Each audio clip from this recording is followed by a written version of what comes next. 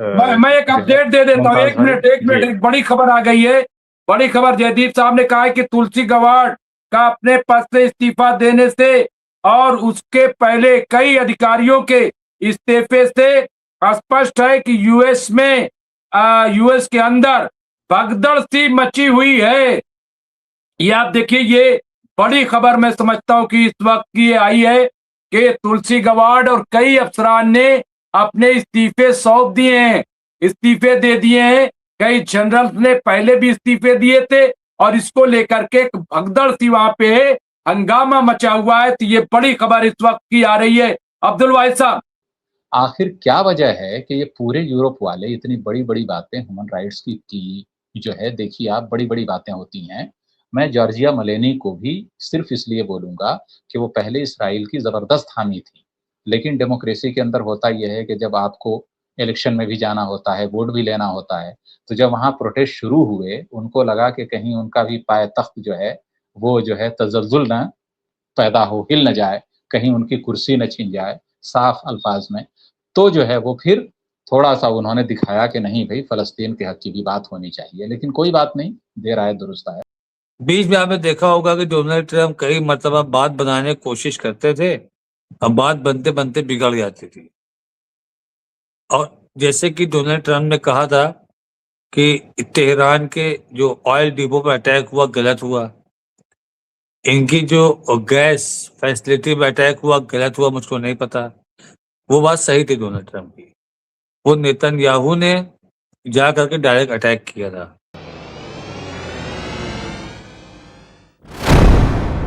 सबसे पहले मैं चाहूंगा कि अब्दुल वाहिद साहब ही हमें थोड़ा अपडेट दे दे और फिर उसके बाद राशिद साहब पास आऊंगा, ताकि राशिद साहब फिर और उसको आगे बढ़ाएं बात को। तो अब्दुल वाहिद साहब, क्या अपडेट है?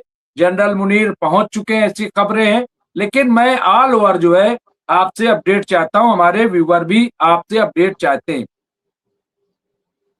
अस्सलाम वालेकुम, मुमताज़ भाई आपको, राशिद भाई आपको और जो भी नाज़रीन इस वक़्त देख रहे हैं, जुड़े हुए हैं चैनल से, बहुत-बहुत शुक्रिया इस मैं एक जो है अपडेट दे देता हूँ। मुमताज़ एक भाई। मिनट एक मिनट, जी। एक बड़ी खबर आ गई है।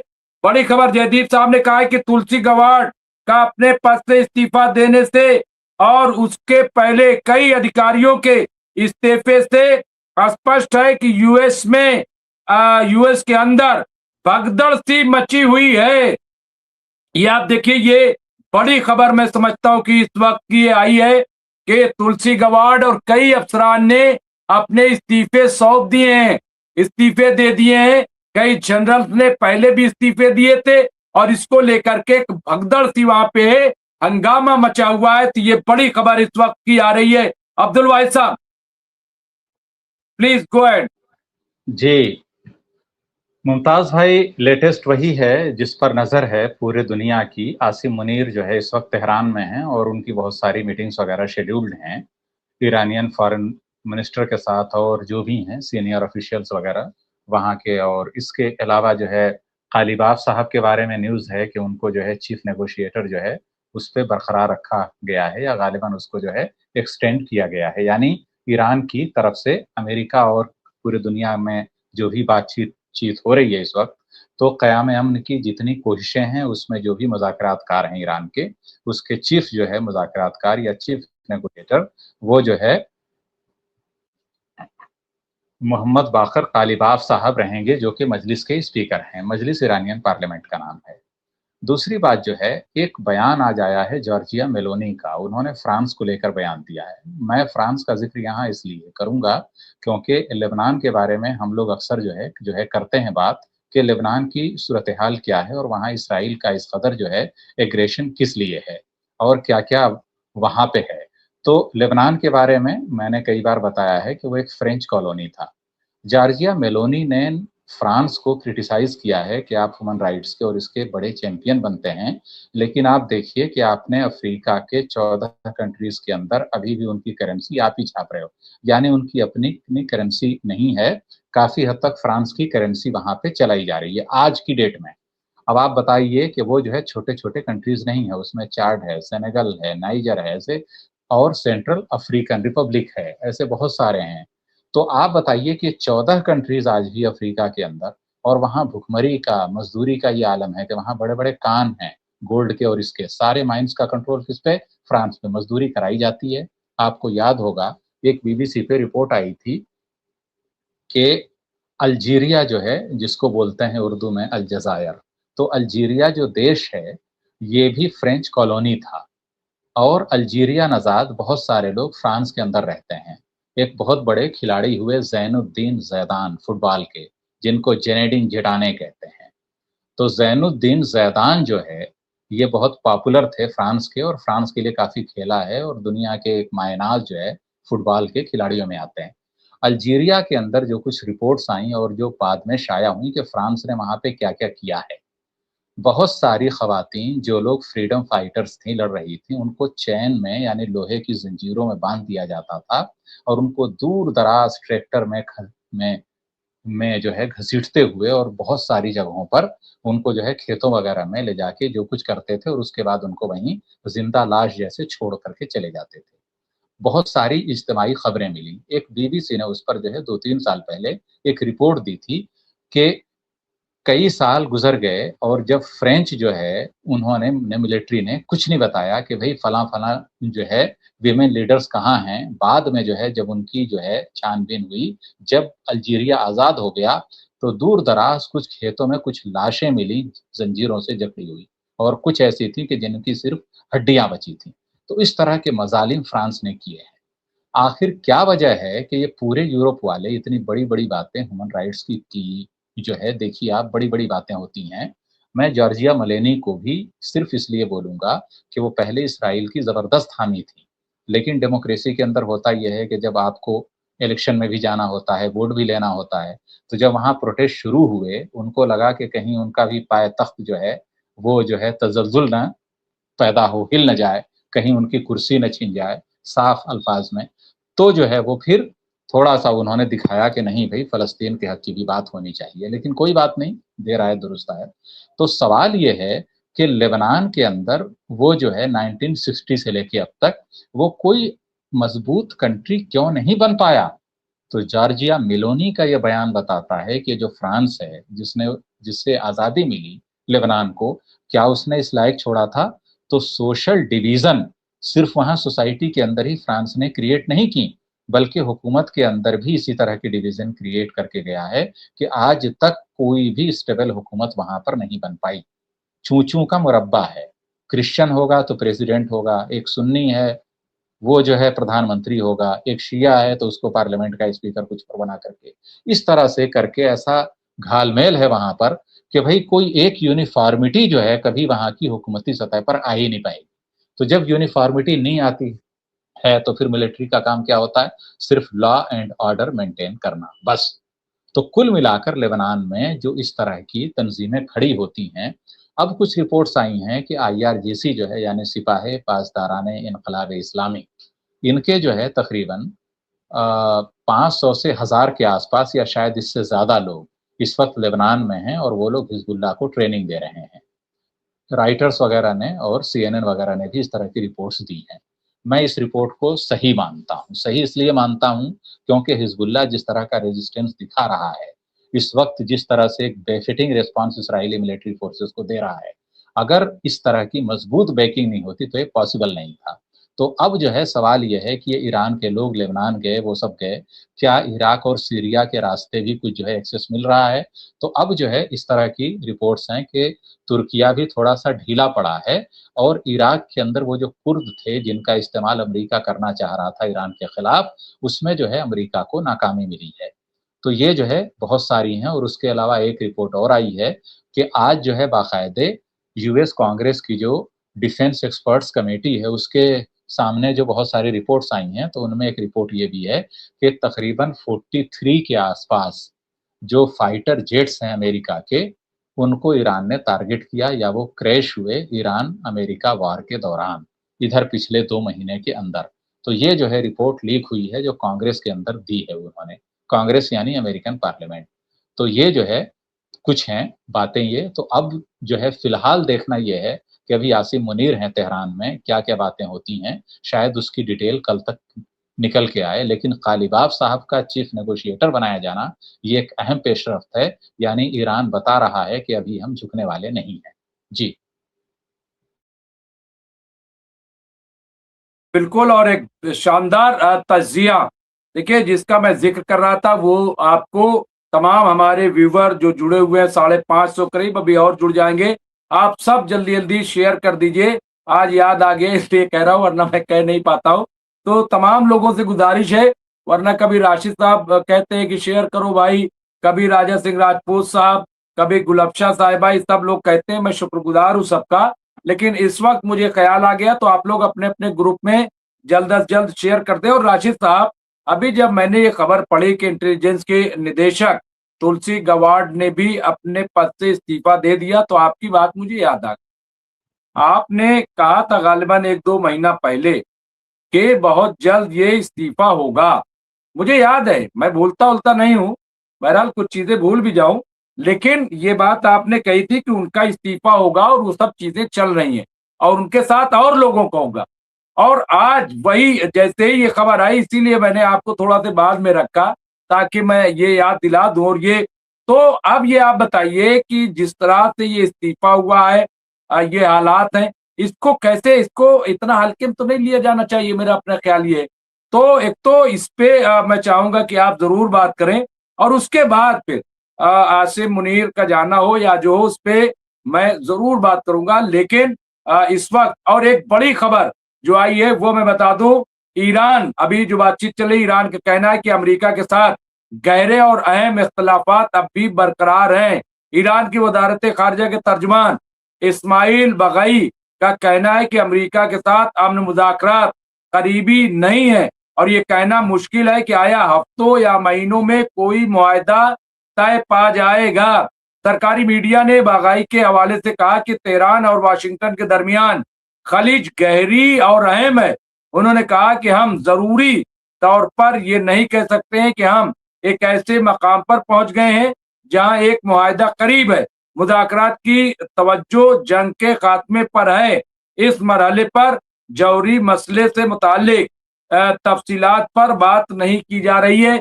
ये भी मैं आपको इसलिए बता रहा हूं ताकि और क्लियरिटी आ जाए कि ये बयान तब आया है जब पाकिस्तानी डेलीगेशन ईरान में मौजूद है।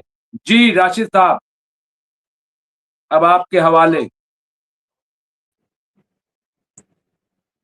जी मुमताज भाई, देखिए, तुलसी गवाड के ऊपर मार्च में बहुत प्रेशर था, और जो हम देख रहे थे, हमको जो दिख रहा था, ऐसा लग रहा था कि ये मार्च के लास्ट वीक में ही, आखिरी हफ्ते में ही ये इस्तीफा दे देंगी।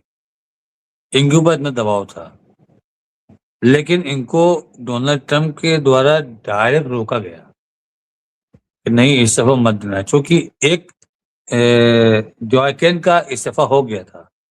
उस वक्त अगर तुलसी गवाड का हो जाता, तो जो पीछे खाने एक बात और चल रही थी, जो आज थोड़ा सा खुल के आ रही है। जब हमला हुआ था, तो उसके छठे या सातवें दिन जब मालूम हुआ कि यहाँ पर रिजीम नहीं चेंज हो सकता और गलत इंफॉर्मेशन दी गई है, तो जेडी वेंस ने तभी कहा था डोनाल्ड ट्रंप से कि देखिए, मैं रिजाइन कर दूंगा अपनी पोस्ट से,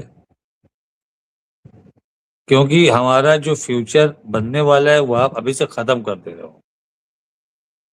मैं रिजाइन कर दूंगा। इससे पार्टी की या गवर्नमेंट की इमेज पर क्या असर पड़ता है, मुझको उससे मतलब नहीं है। अगर हमारी ही इमेज नहीं बचेगी, तो पार्टी की और आपकी इमेज से मुझसे क्या मतलब है। तभी से डोनाल्ड ट्रंप ये बात कहना चालू कर दिए थे कि बस अब खत्म हो गया है, हम वापसी कर रहे हैं, समेट रहे हैं, ईरान हार चुका है, ये हो गया वो हो गया, सब करता रहा। बीच बीच में डोनाल्ड ट्रंप को के डोनाल्ड ट्रंप की परमिशन के बगैर नेतन्याहू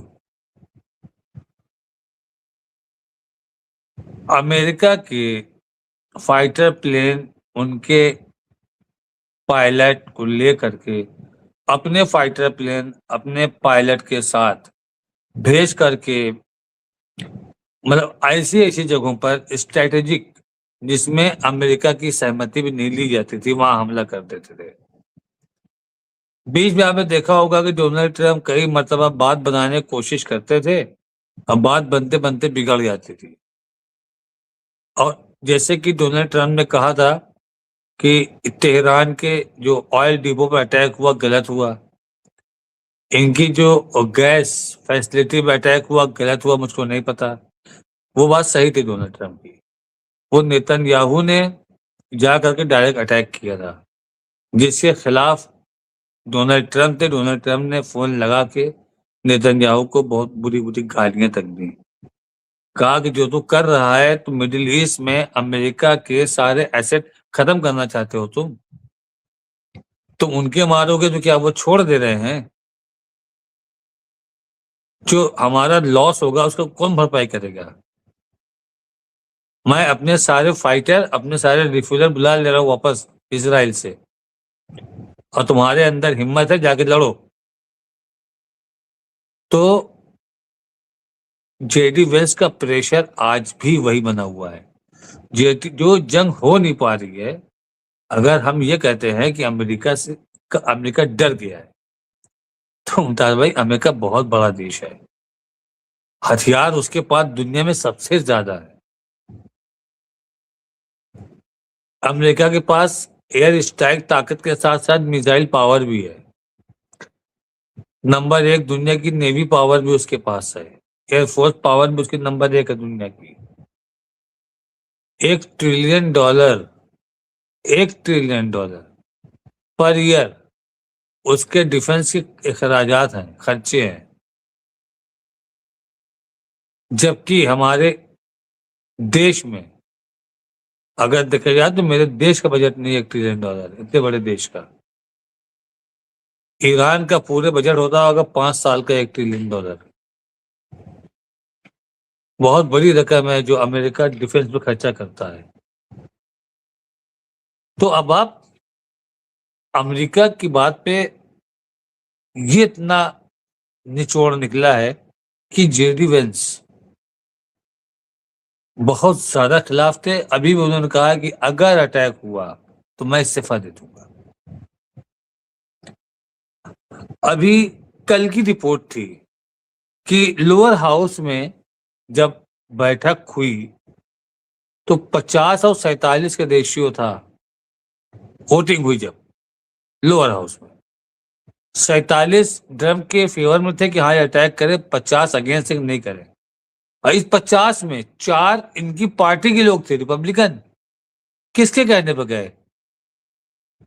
जेडी वेंस के।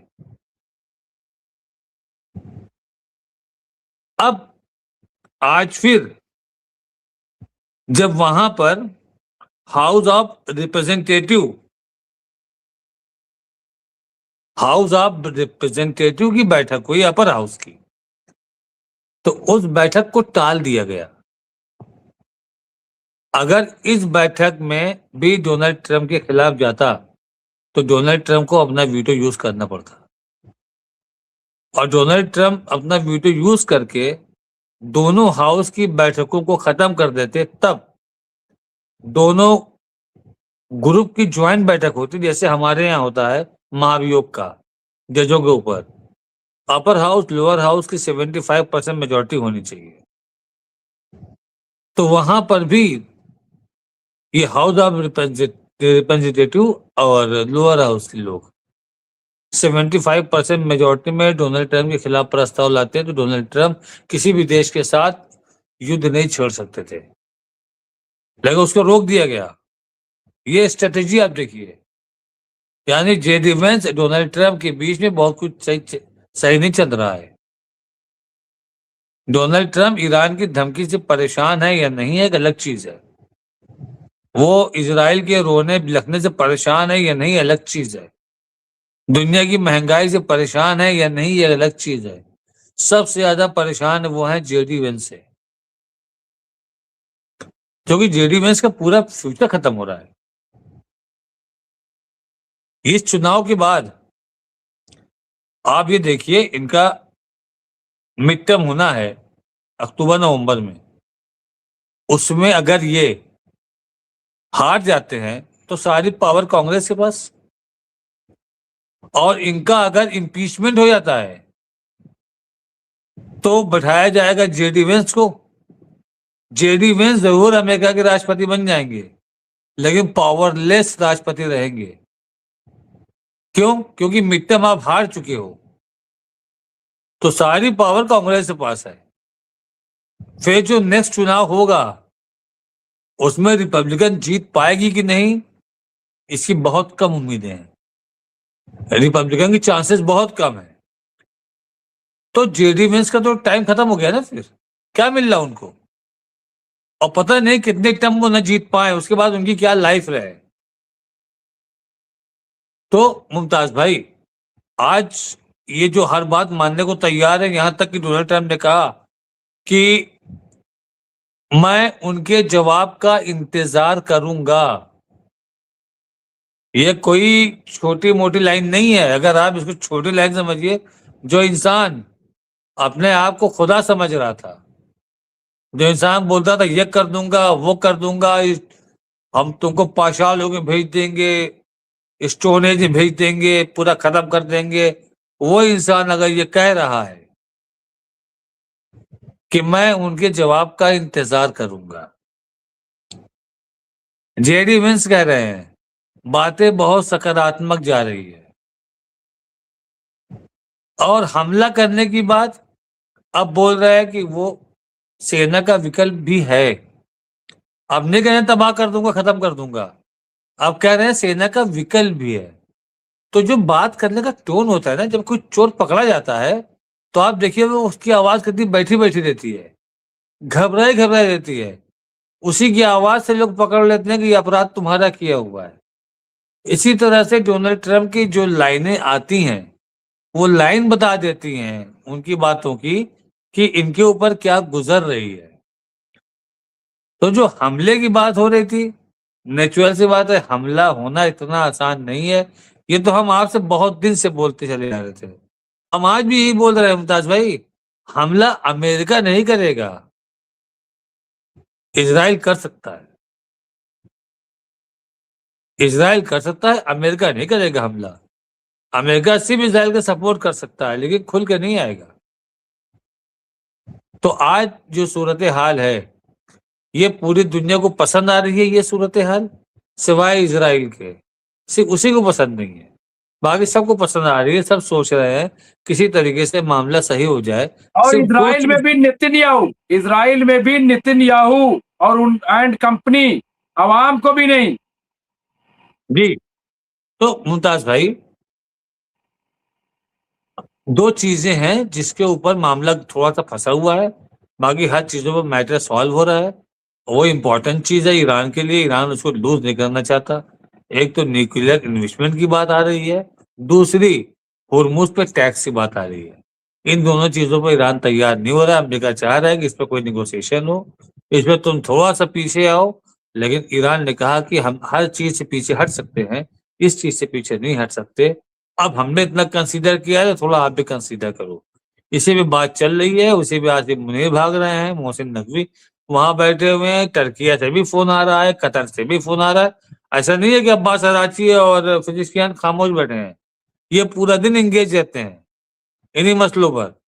लेकिन इनका एक ही मुद्दा है कि हमको न्यूक्लियर इन्वेस्टमेंट में कोई बात नहीं करनी है, और होर्मुज पे जो टैक्स है, एक हमको एक अच्छा विकल्प मिला है, हम इस विकल्प को छोड़ नहीं सकते कि जो हमारी इकोनॉमी को और ज्यादा मजबूत कर सकता है। हम ऐसे ऑप्शन को छोड़ नहीं सकते, और वो छोड़ने को तैयार भी नहीं, इसीलिए बार बार वो केबल पर टैक्स की धमकी दे रहा है। कम से कम केबल पर टैक्स की को से बचाने के लिए कि हमको होर्मुज वाले टैक्स के ऊपर ये एग्री हो जाए। और अमेरिका को ये डर है कि अगर आज हम होर्मुज वाले टैक्स पर एग्री हो जाते हैं तो कल को ये केबल पे टैक्स लगा देंगे। दोनों में ना इत्तेफाकियां चल रही इस बात को लेकर के।